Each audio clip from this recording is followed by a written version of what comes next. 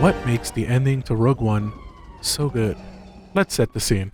At this point in time, our brave group of heroes has transmitted the plans of the Death Star. Those who know Star Wars know why this is very important. And if you don't, just know that it's very important information. So we start off on a rebel ship that's just finishing their download and putting this on a disc. One thing that immediately sticks out to me about this scene is the audio. We start off with this very repetitive alarm that you hear throughout the beginning of the scene.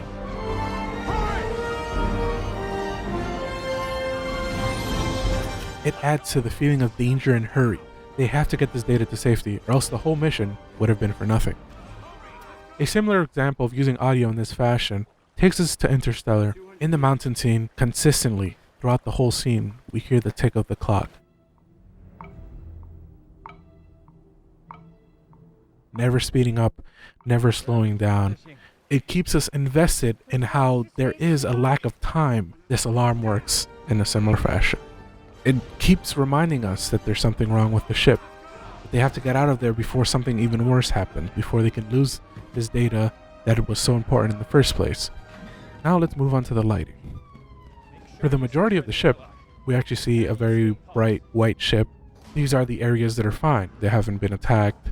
They still have functions in them. But when we get to where the main action is occurring, this part of the ship is damaged.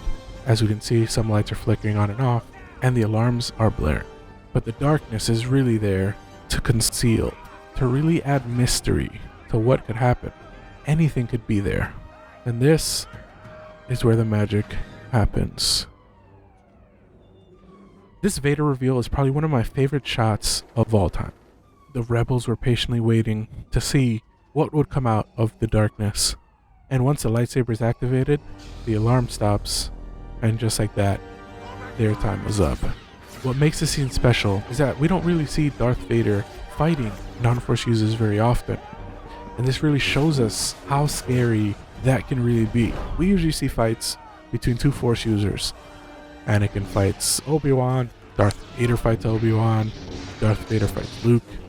I mean, there was that one time with some kids, but we don't talk about that. And why is this relevant? You see, this puts into perspective just how strong Force users are. Darth Vader is in a corridor with 7 other people with guns. And it's not even a problem. It's not an issue. He kills them all easily. Force users are a big deal. And if you didn't know that, I hope you do now. You don't know the power of the dark side. The cherry on top is Vader just waiting on the edge of the ship. For those who know the series, we know exactly where this is going. For those who don't, it leaves them wondering what's going to happen next. Well, that's it for my little breakdown. I hope you enjoyed it. Let me know what you think in the comments. If there's a scene that you'd like me to take a look at, feel free to recommend it as well. I'll definitely be making more of these, so stay tuned, subscribe if you like, and I'll see you in the next one. Goodbye.